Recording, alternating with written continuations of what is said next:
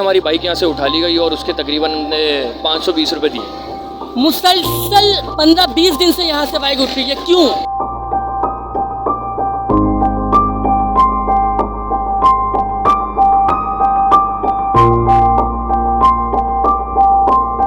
बीच road पे इन्होंने भाइयों ने कुर्सियाँ लगाई हुई होटलों की, इनको नहीं मना करेंगे, क्यों?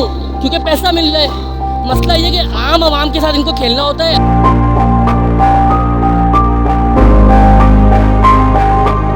अस्सलाम वालेकुम। इस वक्त जो मैं मौजूद हूँ कराची के इलाके गुलशन इकबाल में, ऑसिस सेंटर के नीचे। आप मेरे पीछे देख सकते हैं कि बीच रोड पे इन्होंने भाइयों ने कुर्सियाँ लगाई हुई होटलों की, इनको नहीं मना करेंगे, क्यों?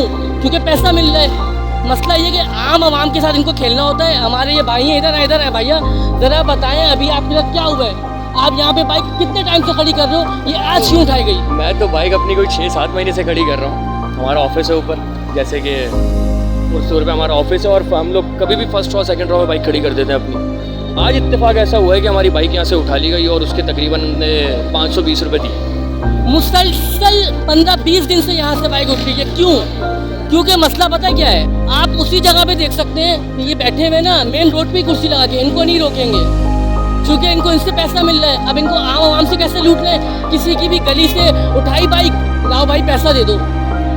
गली है, सर्विस रोड भी नहीं कहलाती, ये गली है गुलशन इकबाल की, ऑसिस सेंटर की, देख सकते हैं ना। इधर कहीं नो पार्किंग लिखा है, कहीं नो पार्किंग लिखा है, क्योंकि कराची में नो पार्किंग वाला सीन ही ना। कहीं से भी उठाओ बाइक ले जाओ। देखते रहेगा सुनो कराची, पाकिस्तान जिंदाबाद।